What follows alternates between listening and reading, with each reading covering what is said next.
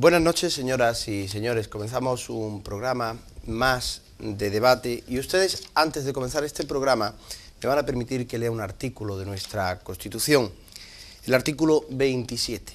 El artículo 27, apartado 1, indica que todos tienen derecho a la educación y se reconoce la libertad de enseñanza. Que la educación tendrá por objeto el pleno desarrollo de la personalidad humana en el respeto a los principios democráticos de convivencia y a los derechos y libertades fundamentales. En el apartado número 3 indica que los poderes públicos garantizan el derecho que asiste a los padres para que sus hijos reciban la formación religiosa y moral que esté de acuerdo con sus propias convicciones. La enseñanza básica es obligatoria y gratuita. Los poderes públicos garantizan el derecho de todos a la educación mediante una programación general de la enseñanza con participación efectiva de todos los sectores afectados y la creación de centros docentes. Se reconoce a las personas físicas y jurídicas la libertad de creación de centros docentes dentro del respeto a los principios constitucionales. Los profesores, los padres y en su caso los alumnos intervendrán en el control y gestión de todos los centros sostenidos por la Administración con fondos públicos en los términos que la ley establezca. Octavo, los poderes públicos inspeccionarán y homologarán el sistema educativo para garantizar el cumplimiento de las leyes. Noveno, los poderes públicos ayudarán a los centros docentes que reúnan los requisitos que la ley establezca. Y décimo, se reconoce la autonomía de las universidades en los términos que la ley establezca. Hasta aquí el artículo 27 de nuestra Carta Magna, el artículo 27 de la Constitución Española.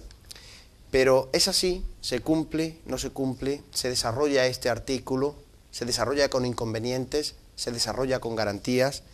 De todo ello queremos hablar en este programa debate, el debate de cada viernes. Con nosotros Fernando López, profesor de EGB, que ejerce en el Colegio Enrique Asensi de Puente Genil. Buenas noches, Fernando. Buenas noches. También con nosotros Antonio Cañadillas, ex coordinador responsable de las páginas de educación del Nuevo Diario de Córdoba y a nivel de experiencias educativas ha sido director de los festivales de preescolar de la Fuensanta en Córdoba. Antonio, buenas noches. Buenas noches, Mario. También nos acompaña Manuela Ruiz, una ama de casa, madre de 4 hijos. Manuela, buenas noches. Hola, buenas noches. Y de mujer a mujer, y con edades totalmente diferentes, Maite Ruiz Cala, estudiante de octavo de EGB y miembro de un consejo escolar. Maite, buenas noches. Hola. ¿Te atreves a hablar así como las personas mayores? ¿O hay diferencia o no? Bueno, ya es la primera vez, pero no creo que va a salir muy mal. Bueno, en el colegio ya barriste en el consejo escolar, sí. A ver si aquí también lo haces, ¿eh? Y nos acompaña Gregorio Monge, profesor de educación especial, pedagogía, terapéutica y lenguaje y audición son sus especialidades. Buenas noches. Buenas noches, Gregorio. Mario. No hace falta indicar a uno determinado si esto se cumple, si este artículo 27 de la Constitución va como va, si hay garantías para que se cumpla, si no.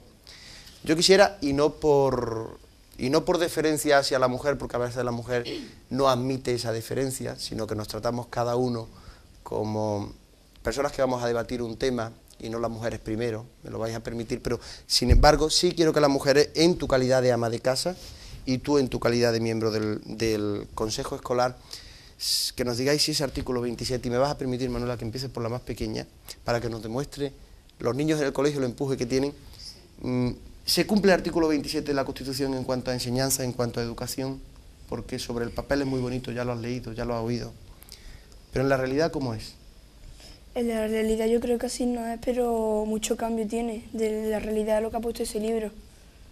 Bien, la Constitución española indica todo lo que se debe de hacer, pero tú ves que no es exactamente hay diferencia así, ¿no?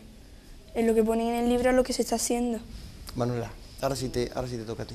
Yo creo que lo que la niña está diciendo es totalmente verdad, que no se respeta, no se respeta.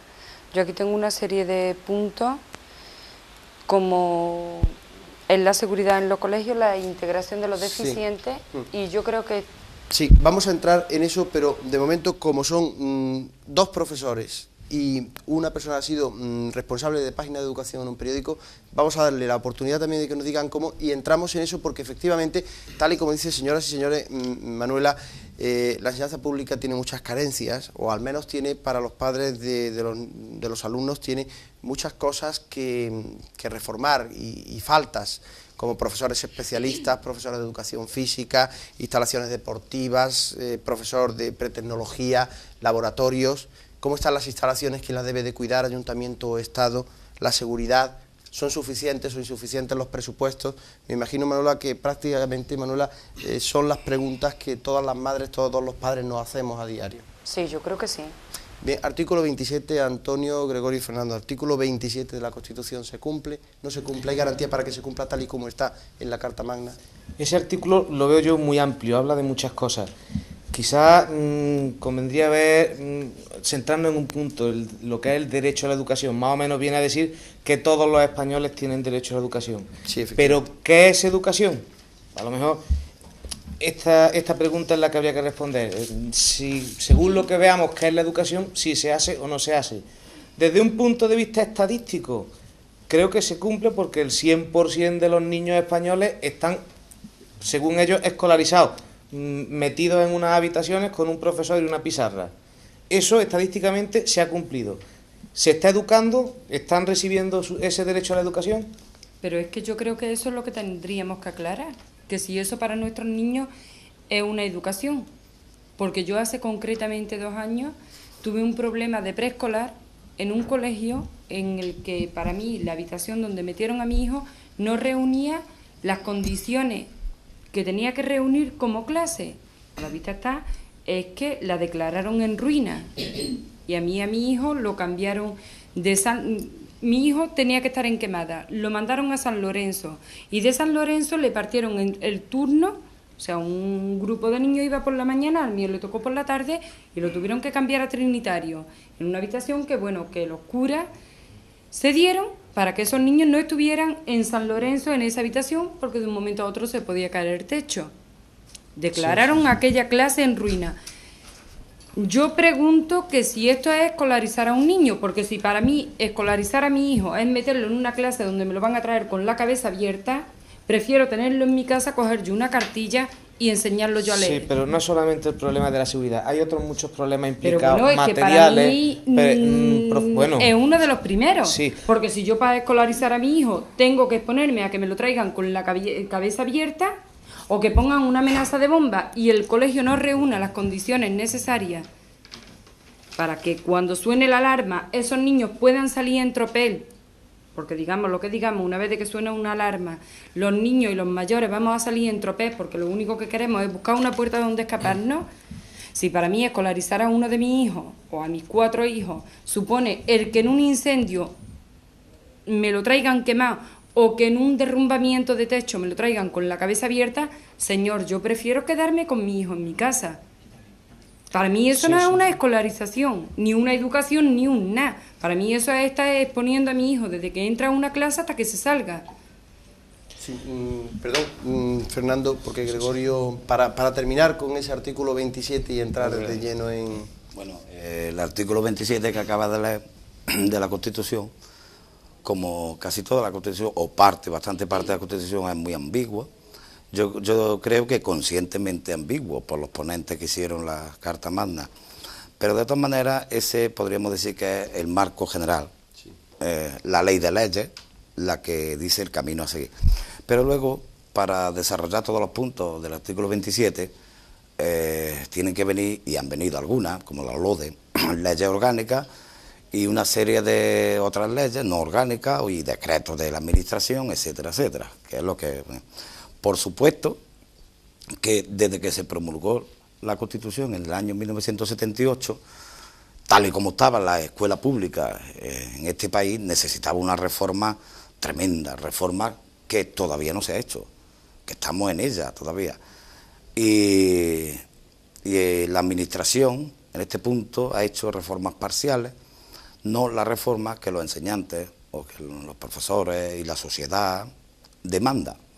Todavía no se ha hecho, precisamente en Andalucía, la Consejería tiene este año un programa de reforma en experimentación en algunos colegios de GB, institutos y centros de formación profesional, y el año que viene es posible que la extienda al resto de esto. Por eso digo que esto está en ebullición. En lo que respecta a lo mío, que es la educación especial, la transformación que necesitaba era todavía más profunda, puesto que tal y como estábamos no se atendía y no se cumplía, por supuesto, no se podía cumplir el artículo 27 del derecho a educación de los niños con algún tipo de problema, porque de momento que se promulgó la Constitución, pues existían, la mayoría eran centros específicos, y ya sabemos que los centros específicos atienden fundamentalmente niños con problemas severos. Los niños, dentro de la problemática de los niños objeto de educación especial, los niños con problemas profundos son un tanto por ciento ínfimo.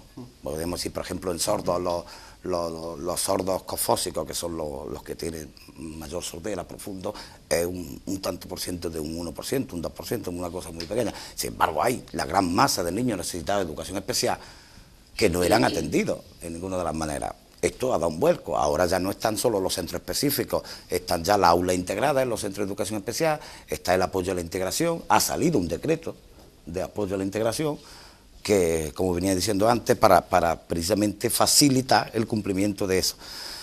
¿Que es insuficiente? Por supuesto, yo a título personal considero que es insuficiente, porque hay problemas de dislexia, de dislalia, problemas que surgen, que surgen en la enseñanza con el fracaso escolar debido a deficiencias, y esas carencias y ese tipo pues no se está cubriendo.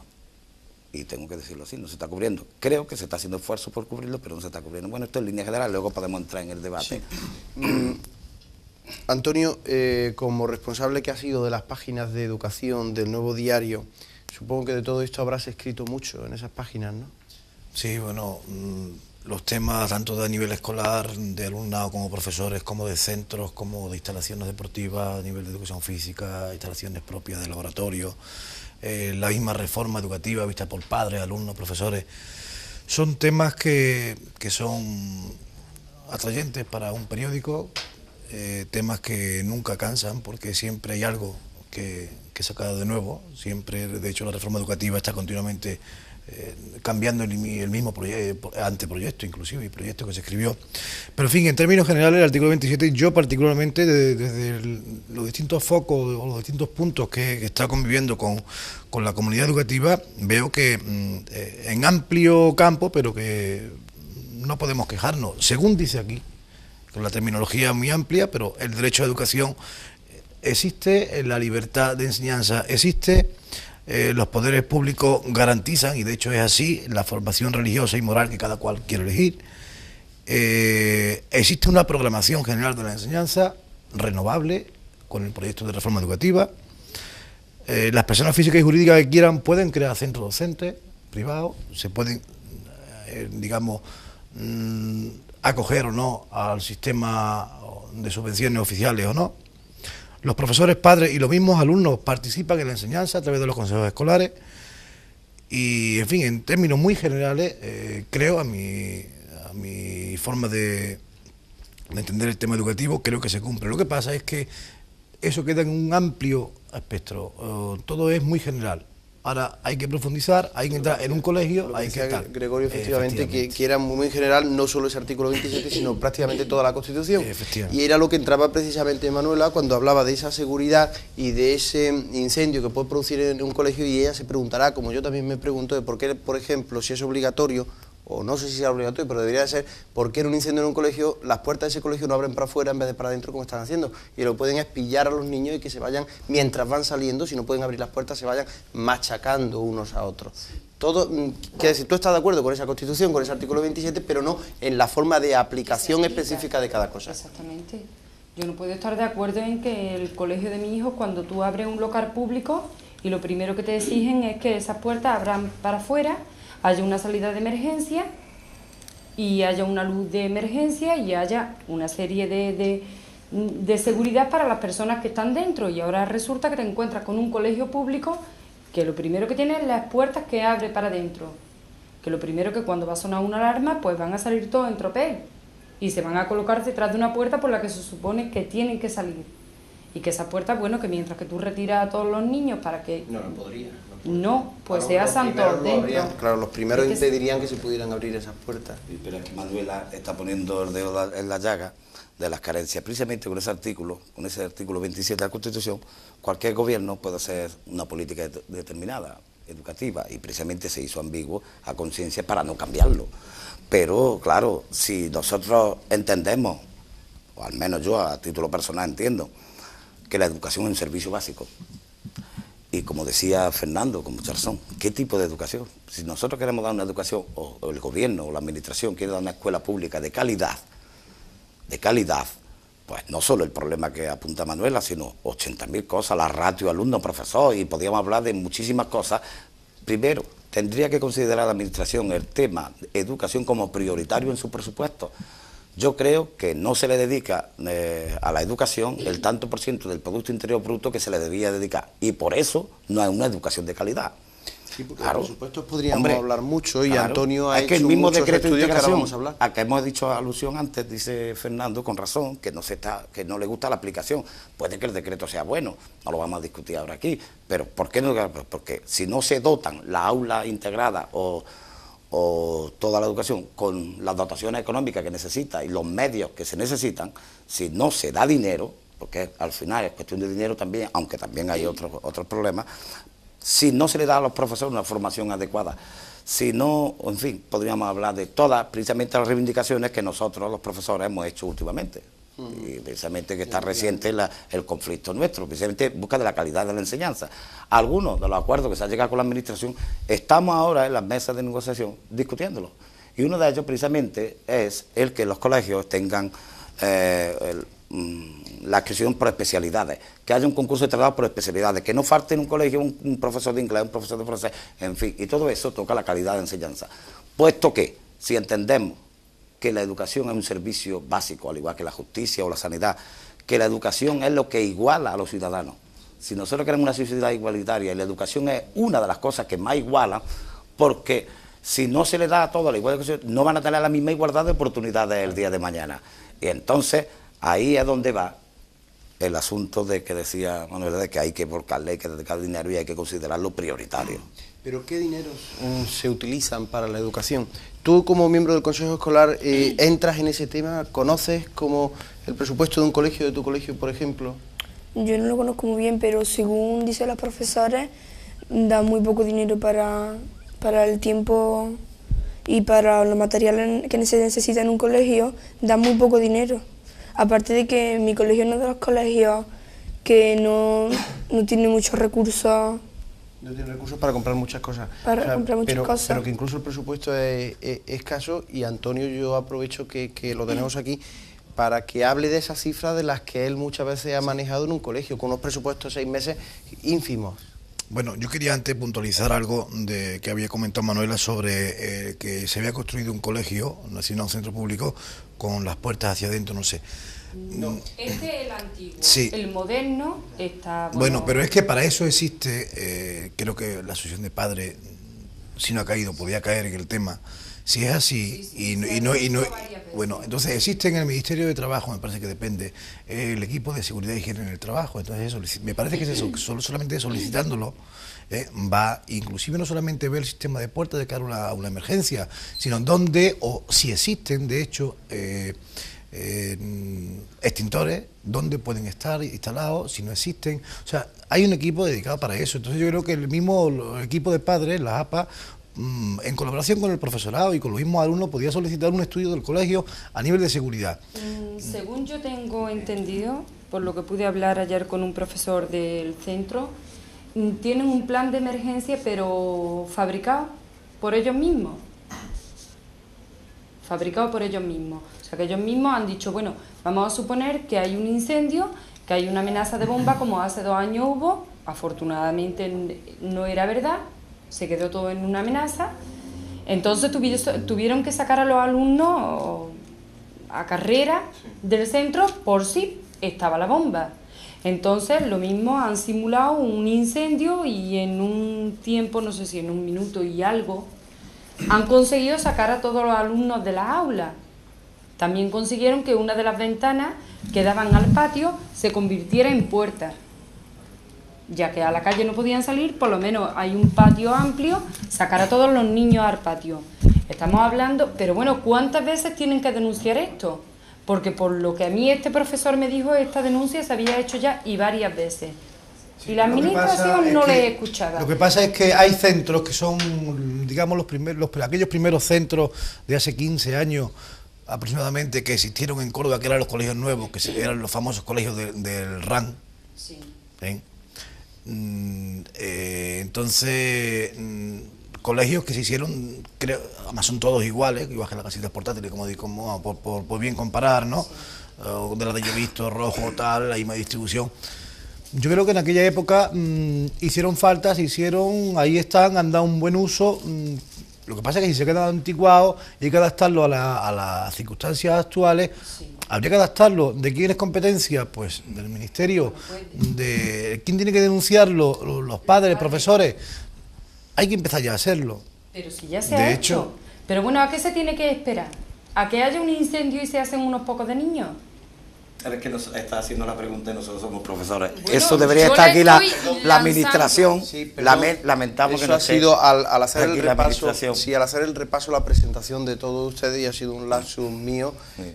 Estaba invitado José Valdivia, el delegado de la Junta de Andalucía en materia de educación, pero nos han dicho que no podía venir, está citado desde ayer porque estaba en Sevilla, no venía hasta mañana. Y nosotros insistimos en que delegara a una persona para que estuviera aquí debatiendo, pero añadían en nuestra llamada telefónica que como podía ser un tema o varios temas los que se trataran, que él preferiría, en el caso de un debate, ser él personalmente el que lo tratara y si no, no delegar en ninguna otra persona. Lo que quiere decir que la Administración no ha podido estar presente en este debate, pues precisamente por eso, precisamente porque si no es don José Valdivia, según la Administración no es ninguno, y precisamente todas esas preguntas irían dirigidas a él. Yo que quería recalcar algo, Mario, y es que no solamente es responsable del tema educativo, a nivel muy general, tomando el tema educativo como colegio mismo ya, como desde la propia edificación, del propio funcionamiento, el Ministerio o la Consejería de Educación tiene competencias concretas en los mismos ayuntamientos. Entonces, creo, efectivamente, y mantenimiento. Entonces, que si se ha hecho mal, no, pero en la conservación sí está en ínfimas condiciones. Creo que ahí donde realmente existe, pueden existir bastantes yacas reales en muchos colegios de Córdoba. Creo que no solamente, y no por defender a Pepe, somos amigos, pero vamos, si no ha podido venir, también podía haber venido otra persona a representarle. Hay muchas personas y muy bien cualificadas para representar el tema o para hablar del tema educativo.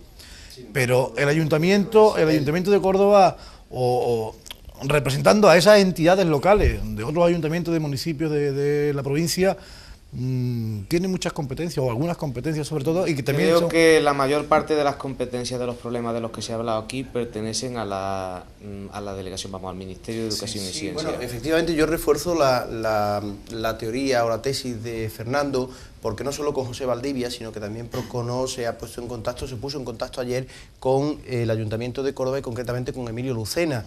Y Emilio Lucena decía que él podía hablar muy poco, y que entonces prefería no venir al debate porque todo lo que dijera iba a ser trasladarnos a que la solución sería de la Administración y que ellos pensaban en calefacción y alguna obra de mantenimiento, ¿no? Yo, por continuar con lo que estábamos hablando, es que si nos dedicamos a ver de quién es la culpa, es posible que perdamos mucho tiempo. Quizás ha sido por ese lapso de principio. Yo vengo en calidad de madre, yo no sé a quién pueden ir dirigidas estas quejas. Ya han salido aquí 4 temas bastante importantes que he apuntado. A mí y a todos los padres de Córdoba que tienen a su hijo en un colegio público, les tiene que preocupar. Yo no sé a quién van dirigidas estas quejas. Lo que sí hay es unas deficiencias en los colegios públicos. A mí no me importa quién las subsane, lo que quiero es que se arregle. Naturalmente. Porque bueno, estamos tocando el tema de los incendios. Sé de otro concretamente, de otro colegio, que los niños poco más o menos que tienen que entrar a las clases con paraguas, porque hay goteras. Vamos por Dios. Hombre, yo ahora no, pero como llevo 27 años la enseñanza, yo he tenido hasta desde cubos para la gotera, hasta de sacar los niños por incendio, por la mala instalación en la eléctrica, pero claro, estoy hablando de 20 años, no estoy hablando de... El colegio donde yo estoy se inauguró el año pasado en septiembre. En enero teníamos goteras y se inauguró el colegio en septiembre. Esto viene a cuento de las denuncias. ¿A quién se denuncia esto? Bueno, pues esto se denunció a la inspectora jefe, al delegado y al, no sé cómo se llama, el encargado de construcciones. Quizás tú, Antonio, sepas quién es. Construcciones escolares, vamos. Eso es. Y allí no se sabe nada. De lo que pasó, fueron allí, se les dijo, esto, ocurre esto, pónganlo por escrito. El colegio recién hecho tiene la pista polideportiva ya levantada. Y tiene 10 años de garantía, ¿no? Sí, pero bueno, la pista además la construyeron llena de huecos y cada vez que llueve se llena de agua. El día que iban a inaugurarlo, la noche anterior había llovido. Y entonces el constructor se presentó por la mañana, pero el constructor, el dueño de la empresa constructora, con una escoba para sacar el agua de los hoyos, para que no lo viera el delegado.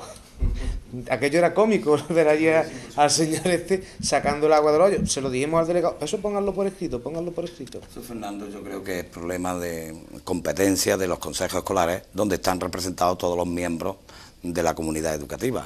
Y ahí es donde el consejo escolar... ¿Qué puede hacer una pequeña de... Esa de pequeña es 11 años? importantísima. El voto, qué hace, mejor el dicho, voto y de aquí esta le pasamos la muchacha pregunta. vale tanto como el del director del colegio. Maite, dando una importancia enorme, ¿eh? Sí, es que la Es tiene. un miembro más del consejo escolar. Háblanos de ese consejo escolar, ¿qué puede lograr, qué intenta, qué puede hacer? Pues yo voy a decir por qué creo yo que han elegido a 2 alumnos de ese centro. Porque los profesores dan su opinión, la asociación de padres que también forman parte del consejo escolar también dan su opinión, pero también los alumnos tienen que dar su opinión, ¿no? Y por eso yo creo que nos han elegido a nosotros. Aparte de que los profesores quieren también que los alumnos participen, no es que participemos, sino que demos nuestra opinión sobre las cosas que están sucediendo en el colegio. Y cuando la dais, tal y como dice Fernando, que el voto de uno de vosotros puede valer como el voto de un director, cuando dais esa opinión, ¿vale? Sí, vale. ¿Y se llega a una solución si es alguna deficiencia? Hombre, claro, si es, por ejemplo, si es una cosa que ha pasado en el colegio y un alumno da su opinión y aunque otro profesor la haya dado y valga más la del alumno, aunque el otro sea un profesor, si la del alumno vale más, esa va a ser la que van a poner. Que democráticamente, Sí, muchísimo. democráticamente el Consejo debería votar la opinión donde cree que está la verdad y donde cree que no porque uno sea profesor, ni otro alumno, ni otro padre, ni otro personal no docente, porque la opinión es válida por cualquiera. Lo que debe de tratar el Consejo es si el asunto que en ese momento se trata votará por la solución que vea más adecuada y posible. No creo que tenga en cuenta que lo diga un alumno, vamos. En mi colegio hay comedor escolar. Yo soy un profesor que no está en el consejo escolar. El consejo escolar tiene que aprobar los menús del comedor escolar. Yo no pinto nada ahí. Y sin embargo, hay niños que su voto sí cuenta. O sea, es un caso concreto en el que es más importante la opinión de un niño que la de un profesor. De un niño que está en el consejo escolar, claro. O sea que la ley les da un valor muy grande a los miembros del consejo escolar. Ahora, a ver si están sabiendo utilizar ese valor que tienen. A mí me gustaría que no divagáramos, porque estamos tocando muchísimos temas y no estamos profundizando en ninguno. Entonces, no sé si... Son tantos que ahora vamos a poder profundizar. Bueno, por ejemplo, antes se ha hablado del tema de Gregorio, decía que había vivido la experiencia desde los colegios casi con paraguas y con botas de tiusca. Tú, Manuela, como madre también la has vivido y tú... Yo efectivamente. en el centro de mi hijo, afortunadamente, con paraguas... Bueno, pues sobre ese tema yo quiero, por aclarar algo, os puedo leer, he tomado unas notas de la Ley de Reforma de la Enseñanza Primaria, que actualmente está en vigor, se está llevando a efecto, excepto en algunos centros donde se está haciendo, digamos, experimentalmente la reforma educativa, pero vamos, a título general, el artículo 52, que este sí está en vigor para todos los centros, habla en alguna de sus partes de la conservación y reparaciones de los colegios. Entonces dice, textualmente, la conservación, reparación y vigilancia de todos los edificios públicos escolares, incluyendo las viviendas para maestros y directores, independientes del régimen seguido para su financiación, así como la limpieza, suministro de agua, electricidad, calefacción de las escuelas, correr a cargo de los municipios. Es decir, o sea, entonces ya tenemos algo claro, que si hay en un colegio problemas de gotera, habría que ver si esas goteras han empezado simplemente por una mancha o ya es un chorro al cabo de los 2 años. Entonces yo creo, y además ha existido, o sea, yo conozco centros en Córdoba que si el ayuntamiento, y no quiero inculpar a nadie, pero si el ayuntamiento pasara anualmente por todos los colegios, revisara las cubiertas de los colegios y dijera, aquí hay posibilidad de una gotera mañana, o hay una pequeña grieta, vamos a subsanarla, entonces repararía eso. Sí, ¿qué pasa? Que el ayuntamiento generalmente no pasa esa revisión. ¿A qué da lugar a esto? Y no solamente a nivel de goteras, sino otras revisiones, porque los colegios también habría que pintarlos todos los años, y no se pintan generalmente todos los colegios. ¿A qué voy yo a terminar con esto? Que luego hay una forma de decir el ayuntamiento, que es que en la que algunas veces desemboca el mismo, y es la siguiente. Como ya la gotera es tan gorda, que no es gotera, que aquello es un caño, entonces dice, es que esto no es una reparación, es que esto es que hay que tirar el techo abajo y hay que hacerlo de nuevo. Entonces, como es construcción, que la haga el ministerio. Entonces, es una forma de evadir el problema, ¿no? Creo que habría que ir a casos concretos, porque hay veces que son fallos de construcción. Yo sé de un caso en Córdoba, en un colegio que se ha construido al revés, porque cuando se fotocopiaron los planos, no se dieron cuenta de que habían puesto, como los planos se hacen en papel cebolla transparente, no se dieron cuenta y construyeron un colegio entero, construido al revés, y nadie se ha dado cuenta hasta que estaba hecho el colegio. No recuerdo ahora cómo se llama, es un colegio que está en Valdeollero. Al final, ya dando al descampado donde están las aguas potables, y está hecho al revés del colegio. Pero bueno, es que este problema, sea de una gente o sea de otra, lo que no se puede permitir es que entren niños a ese centro. Y lo que a nadie, a ningún padre de ningún alumno, tú le puedes meter en la cabeza en que el techo se le puede venir a su hijo abajo y que este problema no se puede subsanar. Sí. Un consejo escolar puede decidir que no entren los niños al centro. Bueno, ¿y qué hacen los padres con esos niños? ¿Le paran la escolarización? Se le dice al niño, tú quédate en 6 años, tú no crezcas ni cumplas años, porque tú hasta dentro de 2 años tú no puedes entrar en primero. O si tienes 4, tú no vas a entrar a un preescolar porque yo no puedo pagarte ni 3 ni 4.000 pesetas. Pero bueno, ¿en qué condiciones? Ese es el problema. ¿En qué condiciones? Porque yo hace 2 años, a mí se me dijo, si tu hijo no viene a preescolar en Condesa de Quemada, tu hijo pierde plaza. Bueno, muy bien, ¿qué tengo yo que hacer con mi hijo? Tengo 4 niños, y a mí me repartieron a 4 niños en 3 centros, que entraban y salían a la misma hora. Sí. La de kilómetros que yo me pude hacer corriendo de San Lorenzo a Quemada y de Quemada. ¿No? Sí, pero creo que claro tampoco... que sí, pero es que eran hermanos y estaban en 3 centros, uno en San Lorenzo, otro en Quemada y otro en 2 en Quemada y uno en Trinitario. Bueno, aquí o me vuelven a mi loca, de hecho, o yo tengo que pagar a una mujer. El tema del colegio público San Lorenzo, que está en la Plaza de Madalena, un poquito más en la calle. Prolongación de Escañuelas. Efectivamente. Pues ha estado, me parece, un año en construcción, o sea, en renovación, han renovado inclusive prácticamente todo el colegio casi nuevo, vamos, a nivel de suelo, a nivel de tal, a nivel de fachada, a nivel de... no lo conozco. Entonces, a veces estas construcciones, lo que generalmente creo que el Ministerio intenta que estas reformas de unidades, estas ampliaciones, las hace generalmente o programa hacerlas en verano. A veces estas construcciones, por motivo de lo que sea de los constructores, de quien sea la culpa, creo que se prolongan hasta mitad de curso, del curso siguiente entrante. Entonces eso provoca que haya desdoblamientos, que el niño tenga que ir, un niño por la mañana, otro por la tarde. A veces cambian, por ejemplo el caso del Colegio San Lorenzo tiene 2 edificios, cambian al niño y dicen, bueno, aquí unos niños, otro por la tarde y otro en aquel edificio. Pero bueno, es normal para un ciudadano que paga sus impuestos. Lo que pasa es que la culpa habría que echársela a lo mejor al constructor o exigirle por parte del Ministerio del Constructor que cumpla sus plazos concretamente. Claro que sí. Primero, la reforma no es ley todavía, o sea, estamos en el periodo, está todavía la mesa de negociación.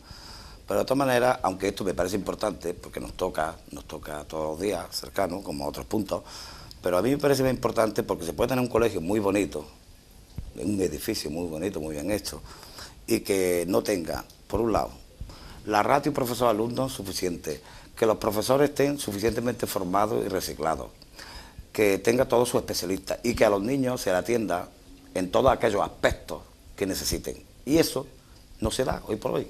Estamos en una insuficiencia todavía muy grande.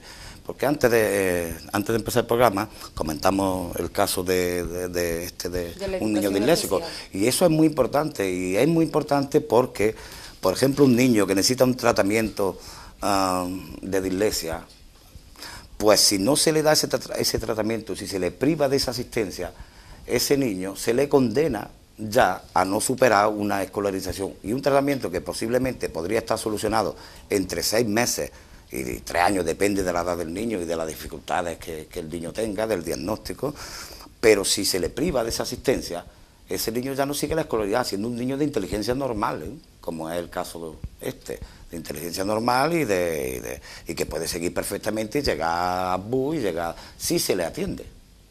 Y eso para mí me parece tan importante, o muy importante, como lo que estamos hablando. Sí, yo estoy de acuerdo contigo, Gregorio. Y eso es que todavía tenemos muchas carencias en este aspecto. Efectivamente, o sea, el niño podemos asegurar, el alumnado en general, no llega ni al 90% de las posibilidades de lo que realmente a nivel educativo puede recibir. Y te pongo ejemplos muy claros. Aunque ya existan 2 promociones de profesores que han hecho un curso para especializarse, por ejemplo, en educación física, que puede llegar ahora mismo en Córdoba, a capital y provincia, a unos 90 o 100 profesores. Pero por motivos de esa programación de ley, o sea, de esa ampliación de la ley, para que regule un poco la forma de poderse trasladar y tal, ¿eh? Entonces, no existen en todos los colegios profesores de educación física. Y yo apoyo particularmente a los profesores que dicen, niño, tomad un balón, jugar ahí en el patio, aunque no tengáis portería, poner 2 piedras, poner 2 postes o poner lo que queráis en el patio, tened cuidado, no hagáis daño, que no tenemos botiquín, o tenemos poco presupuesto para tener alcohol y tener algodón. Pero yo no digo educación física, porque no estoy cualificado para producirlo en vosotros. Eso está sobre el tapete, te quiero informar, Antonio, por si tú no conoces, porque de los acuerdos que se llegó entre el Ministerio o las consejerías respectivas de las comunidades que tienen competencia en educación con los sindicatos de profesores, ese era uno de los temas, y entonces ahora se está, por un decreto ley, que probablemente salga antes de que termine este curso, y que ahora está en las mesas negociándose entre los sindicatos y la autoridad administrativa respectiva, en el que la catalogación de puestos de trabajo en los centros, primero, antes de hacer eso, se van a inscribir los profesores actuales a una especialidad. Y luego van a venir en concurso de traslado futuro, a partir del 89-90, probablemente porque está muy avanzado la negociación, está muy avanzada. Van a ver en todos los colegios, en segunda etapa, todos los especialistas, francés, inglés, matemáticas, lingüística, etcétera. Ciclo medio, ciclo inicial, preescolar, educación especial y educación física. No como quieren los sindicatos, que los sindicatos sí quieren, todos estos puestos singulares que hacían referencia a otros aspectos que completan la educación del niño o que pueden resolver problemas que el niño tenga, eso no, aunque los sindicatos quieren que también se incluya. Y no por una razón muy sencilla, porque eso está en experimentación, al igual que la reforma aquí ahora mismo, en muchas comunidades autónomas. En el MES está más desarrollado, sabemos que en el territorio MES ocupa 22 provincias que no tienen, sus respectivas comunidades autónomas no tienen competencia educativa, y eso lo lleva directamente el Ministerio de Educación. Todas las comunidades autónomas que tienen competencia educativa tienen sus consejerías de educación que tocan estos temas. Y va a haber profesor de educación física, o sea, y esas plazas, en el concurso que va a salir, yo me conozco ya el proyecto porque estamos trabajando sobre ello, tiene que tener el que la ocupe la cualificación necesaria, porque se le va a exigir. Eso sí, no está completo como nosotros queremos, pero se está negociando. Yo creo que hay que reconocer de todas maneras la valía y la predisposición de todo el profesorado a nivel general, sobre todo, más particularmente, que más problemas existe en educación general básica. El profesor se entrega al máximo, a veces, en el caso, por ejemplo, de pretecnológica, busca revistas de su casa o compra revistas particulares y aprende a hacer macramé, o aprende a modelar barro, a hacer el vacío en escayola y a pegar con cola blanca tiras de periódico para hacer una careta. No solo eso, aprende particularmente. No solo eso, sino que es que los movimientos de renovación pedagógica y la reforma la ha hecho el profesorado desde la base. Efectivamente. Muchísimos profesores fuera de su horario escolar, con lo cual no están de acuerdo los sindicatos, porque eso debe de hacerse en jornada y retribuido por el Ministerio, pero a costa de su bolsillo, muchísimos compañeros, muchísimos, más de los que nos creemos, han llevado a cabo la reforma y la renovación pedagógica. Eso lo han hecho el profesorado. Eso está claro, vamos, hay que dejar constancia de que eso es así. No lo ha hecho la administración, lo ha hecho el profesorado. Ahora la administración va, como si dijéramos, a desarrollar un decreto ley y tal, parte de esa renovación pedagógica, parte de esa reforma que el propio profesorado ha tenido que hacer, porque no ha partido nunca la iniciativa de ninguna administración. Eso, Gregorio y Antonio, eso está muy bien, eso va a influir en la educación, por supuesto, va a influir en la educación, pero Manuela, Maite, se preguntarán, pero ¿y esos problemas inmediatos que tenemos hasta que llegue esa solución? Quizás, con los claro, preescolares y con... Sí, pero fíjate, Manuela, que hubo una pregunta que yo intenté introducir y Antonio quiso hacer una aclaración y entonces hemos derivado todo el debate hacia... Y era lo de la suficiencia o insuficiencia de los presupuestos. Sí, puede ser básico. ¿Cómo puede vivir un centro no sé, con 50.000 pesetas de gastos a lo mejor de todos unos 6 meses en gastos de escolaridad? Partiendo de que, por ejemplo, claro, vamos a hablar del tema de un centro público, o sea, que depende de un ayuntamiento a nivel de algunas cosas, que el ayuntamiento es el que tiene que pagar el agua, la luz y, digamos, la vigilancia, portería y tal. O sea, que eso, digamos, evita una serie de gastos, ¿no? Como es el pago del agua, de la luz, de algunas pequeñas reparaciones. Menos mal que lo evita, porque con un presupuesto de eso, si no... Bueno, en algunas ocasiones, en otras ocasiones ya tiene... Los datos de los presupuestos, que es que esta mañana lo hemos estado discutiendo en el claustro y son bajísimos. Sí, son bajísimos, efectivamente. Mira, por ejemplo, a nivel de un centro tipo medio, vamos, de unas 16 unidades, o sea, de unos... Son 500 y pico, 600 alumnos. 500 y pico, 600 alumnos. Efectivamente. Puede recibir, o ha podido recibir en un periodo de 6 meses, que puede estar a mitad de curso, o sea, centralizado desde enero a agosto, que es la parte, digamos, más, que ya el colegio se va desarrollando un poco más sobre una base del primer trimestre, pues para gastos, o sea, en total unas 400.000 pesetas como mucho, es decir, para los 6 meses. Para gastos de oficina, por ejemplo, para el material de oficina, ha podido gastar dentro de una programación unas 60.000 pesetas para limpieza, aunque la limpieza está a cargo del ayuntamiento. A veces tiene que, en este apartado puede meter el colegio, pues, el papel higiénico, algunas cosas concretas que sean de... El material de limpieza lo pone el colegio. Efectivamente. Gastos de farmacia, porque hay que comprar compresas, y niñas que a partir de los 10, 12, 14 años ya empiezan con sus problemas y hay que estar preparado. A la vez la niña empieza a ser mujer en el mismo colegio y hay barriadas en las que las niñas no están preparadas por sus propios padres y madres, o sea que o bien están informadas por sus amigos o las amigas o no saben nada. Mala información.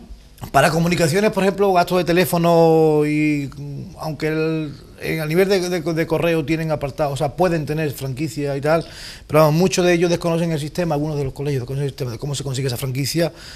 Para gastos de teléfono para un semestre unas 20.000 pesetas, o sea, yo creo que nosotros en un semestre podemos gastar más en nuestra misma casa y estamos menos gente. Se gasta más en el colegio, en mi colegio se está gastando del orden de 20.000 pesetas, 20 y tantas mil pesetas en el bimestre, que son las facturas. Quizás sea porque estamos en un pueblo y hay que llamar a Córdoba. Efectivamente, la conferencia vale más, hay que llamar más a la delegación. Para adquisición, por ejemplo, de material no inventariable, pues unas 50.000 pesetas.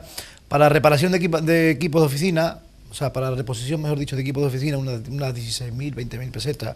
Para reparación de mobiliario, porque hay veces que el mismo colegio puede reparar el mobiliario, aunque esto le corresponda, si hay que reponer, hacer una reposición grande al mismo ministerio ya, porque hay unos presupuestos para ello, en el que el mismo director solicita a la delegación de la Consejería de la Junta de Educación una petición de que el mobiliario está ya viejo, está roto, y entonces a través de un estudio de toda la capital y provincia, pues el ministerio pide a la Junta un presupuesto para reponer. Lo que pasa es que luego ya lo entrega según sus propios criterios de la comisión.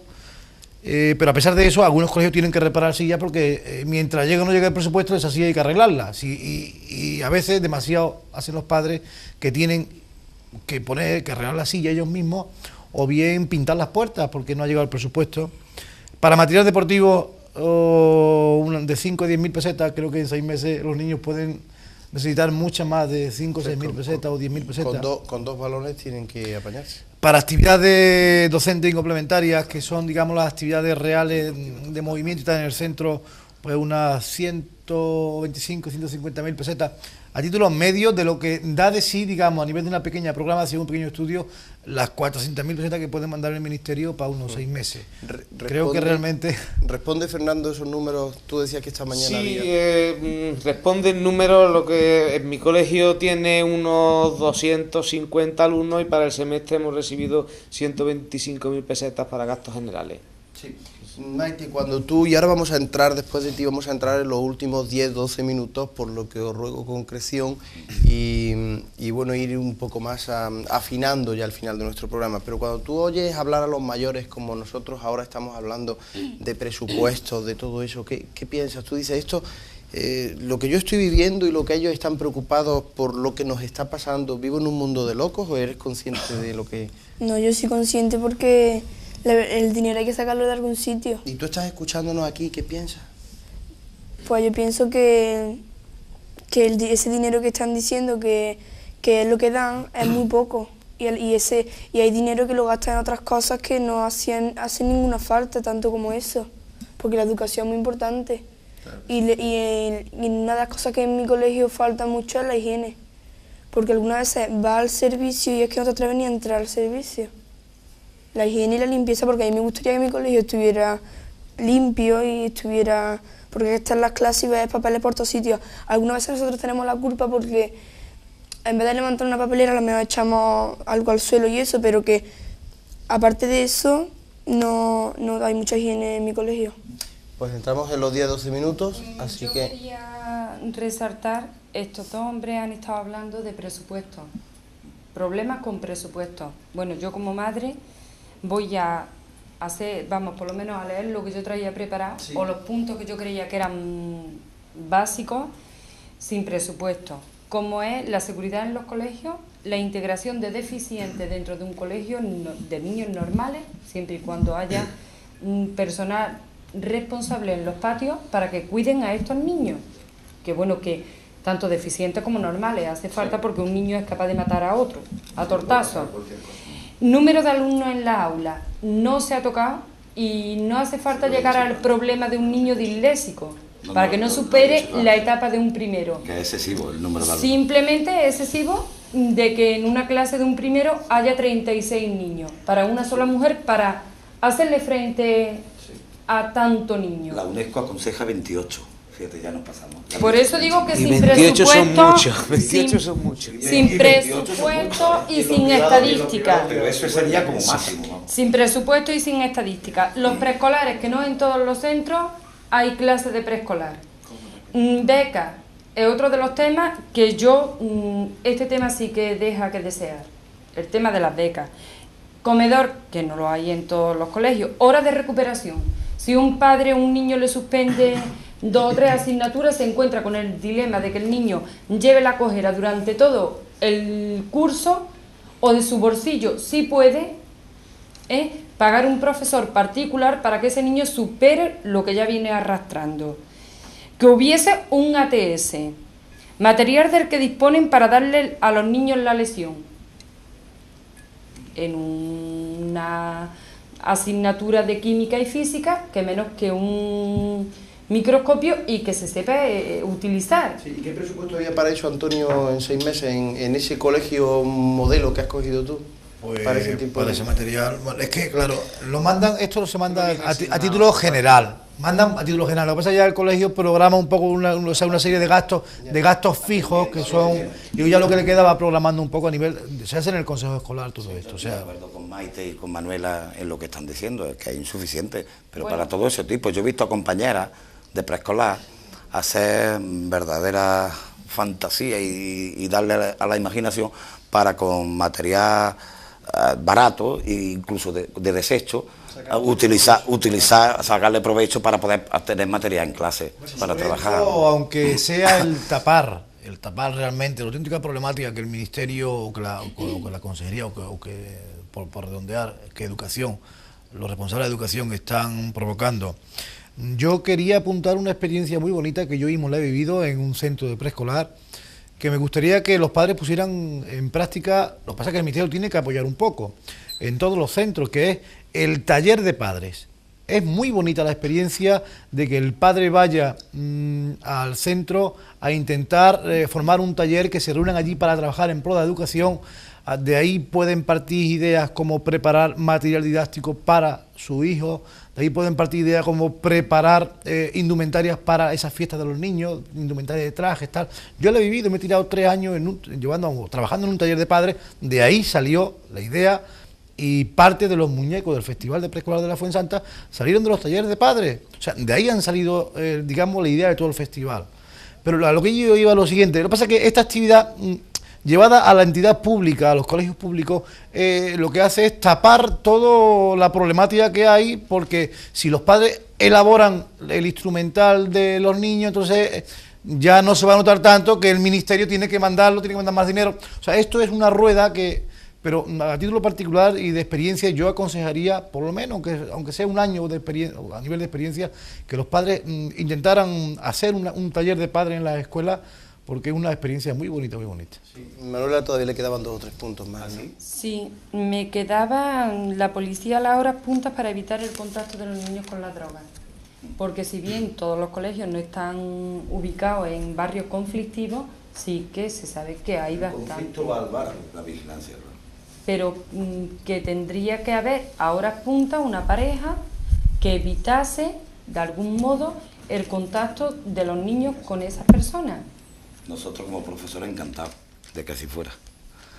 Pero yo le iba a decir a Antonio en lo que ha dicho antes de que la beca, bueno, que el dinero que nos llega. A mí me parece lamentable que lo que la LODE, y vamos al principio, dice el derecho a la educación, que se tenga que hacer de una forma asistencial o casi de limosna lo que en justicia se debía hacer o debería hacer la administración. Que no había que andar con limosna ni consistencia, ni pidiendo aquí, ni pidiendo allí, ni haciendo todo tipo de imaginación para poder sacar dinero de aquí y de allí, que es que deberían de estar los colegios dotados, las asociaciones de padres con su dotación y todo, en justicia, porque así debe ser, no en plan limosna ni asistencial. Vamos a aprovechar un minuto, sí, Fernando, y después de ti vamos a hacer un minuto. Sí. Bueno, prácticamente ya para cerrar lo que yo iba a hablar. Vale. Pues lo que quería decir es que aquí no vamos a poder sacar en claro ninguno de estos puntos ni llegar a fondo, que cada uno requiere un debate por sí solo. Pero una cosa sí querría yo recomendar, y es que padres, profesores y alumnos vamos a lo mismo. Muchas veces no se sabe y hay enfrentamientos entre los padres, los profesores y los alumnos. Si los tres juntos vamos a por lo mismo, debemos de ponernos de acuerdo. Mi experiencia como profesor es que los padres se acercan muy poco a hablar con los profesores. Es muy bueno que haya un contacto de los padres con los profesores de su hijo, incluso con los niños cuando ya son mayores, para sacar a los niños adelante, que a fin de cuentas es lo que a todos nos interesa. Simplemente eso, y luego ya pues juntos nos peleamos con la administración o con el ayuntamiento o con quien haga falta, o a lo mejor nos vamos a darle abrazos a todo el mundo, pero todos juntos, que vamos a lo mismo. Cuando los profesores y los padres veamos los mismos problemas. Claro. Bueno, y si no los vemos, vamos a juntarnos para buscarlos entre todos. Vamos a ver si los padres nos convencen a los profesores o los profesores a los padres. El centro vea unos problemas que están teniendo los padres. Sí, perdón, ahora vamos a ir con Antonio, Gregorio, Maite y Sierras. Bueno, yo por resumir un poco, aparte de los temas que ya hemos tocado, el tema de seguridad que nos ha faltado en sí, por profundizar un poco, no hay tal seguridad, o sea, no hay tal seguridad en los colegios. Hay mucha inseguridad, aunque el Ayuntamiento de Córdoba y los demás ayuntamientos hayan puesto esas porterías o esos subalternos, digamos, guardianes o porteros de los colegios nacionales, de los centros públicos, se conocen, parece, en algunos casos en los que cierto personal subalterno ya ha cesado por jubilación, ha tenido que irse por jubilación y no se ha renovado con personal nuevo. Entonces, pero esto solamente, digamos, a nivel de seguridad cubre un pequeño periodo, aunque tenga la vivienda. Pero ¿qué pasa de noche? Es cuando realmente entra el ladrón, cuando entra a destrozar, cuando se llevan, como se han llevado de algunos colegios, televisores, equipos de vídeo, bueno, y por llevarse hasta carpetas de los mismos alumnos se han llevado. Entonces yo creo que el tema de seguridad es un tema que casi habría que dedicarlo en exclusiva, sobre todo, y además con personas responsables a nivel de esto. El tema, por ejemplo, de la droga que antes habéis tocado, el tema de la droga, yo conozco centros donde por la mañana han aparecido jeringuillas llenas de sangre al lado de la puerta del colegio, dentro del colegio. Entonces, por lo menos, si no hay por parte de quien corresponda esa precaución para mandar allí a una cierta fuerza, pasa que habría que poner a 8 guardias en cada colegio, pues no sé, hasta cierto punto, hasta... Pero que se tienen poniendo multas. Que a mí me han colocado esta mañana una por aparcar en una zona de taxi. Manuela, entonces a lo que yo iba, el tema de seguridad también poder desembocar ahí. Por resumir, una cosa muy importante, que todos los padres sepan que, como ha dicho Fernando, que la comunidad educativa no solamente la forman padres, o sea, profesores y alumnos, que el padre no va al colegio, deja al niño y dice, luego vendré cuando no. O sea, que la comunidad educativa la forman 3 entes, padres, profesores y alumnos, y todos son los que tienen que producir esa educación en los hijos. Vamos a repartirnos los 3 minutos. Un minuto nada más. Yo, pues, como nos queda un minuto, no voy a decir nada más que la escuela pública es de todos y todos debemos de luchar por ella. Que un diálogo entre todos los miembros de la comunidad educativa, padres, alumnos, personal no docente, profesores y representantes del municipio, que es lo que forma la comunidad educativa, el consejo escolar. Todos debemos de luchar por mejorar y porque la calidad de la enseñanza va a redundar, en definitiva, en los propios alumnos, con ellos para satisfacción de los padres y en los ciudadanos y en el país. Yo quería decir que Manuel ha dicho que en todos los colegios debería de haber comedores. Por ejemplo, en mi colegio, las encargadas de repartir la comida en los comedores, de limpiar los comedores y cosas así respecto al comedor, son madres voluntarias y a esas madres no le paga a nadie nada. Y en todos los colegios no hay madres voluntarias para un comedor. Porque es que las madres del comedor es la asociación de padres, pero cualquier madre no tiene otras ocupaciones de no estar en un comedor ocupándose de niños y de que a ellos no le van a pagar nada. Y yo qué sé, pero que no todas las madres tienen esa opinión de que ellas quieren ayudar al colegio. Yo apoyo aquí y voy a apoyar un poco lo que dice Maite. El colegio que está hablando concretamente del Colegio Público Lucano, y sé positivamente que desde que las madres, a través de la asociación de padres, a través de las madres, están llevando el comedor escolar, hay hasta, aparte de la asignación que manda el ministerio, hay becas gratuitas que ellas mismas dicen, bueno, pues de este plato sacamos un poco más y este niño come hoy de parte. Le dejamos el último minuto a Manuela. Pero que no es que eso es normal. El que una madre que se supone que deja a su hijo en un comedor es porque ella, y más estamos hablando concretamente de la educación pública, está dejando a sus niños en el comedor precisamente porque a lo mejor ella tiene que ir a trabajar. Luego entonces la madre que no pueda ir a este colegio a ayudar a que los niños se queden en comedor, ¿qué es lo que hace con estos niños? Es como si a mí me dicen que mi niño necesita una educación especial, el mío o el de la vecina, y que no hay un profesor adecuado para que tenga mi niño una educación especial, que la profesora de mi hijo está para 35, que una olla no se tira por un garbanzo. Entonces, ¿qué hacen? Paran a 35, se dedican al mío, dejan al mío de lado o se dedican a 35. Y que yo ahora a las 5 de la tarde coja a mi niño y esté desde las 5 hasta la hora que sea, o mi niño repita curso, simplemente porque no hay un profesor que esté preparado para darle la educación que ese niño necesita. Yo es que esto, la verdad es que de normal es que no le veo nada. Es que no le veo nada. Que unos padres se tengan que preocupar del comedor del colegio público, o de que una madre se tenga que preocupar de que su niño en su casa aprenda a leer. Precisamente en este caso son padres que proceden de unos talleres de padres que antes han estado trabajando. Entonces, pero que no le ha quedado esa afición un poco, ¿no?, por colaborar. Puede acceder a eso, bien por problemas familiares o por problemas de que yo tengo una casa de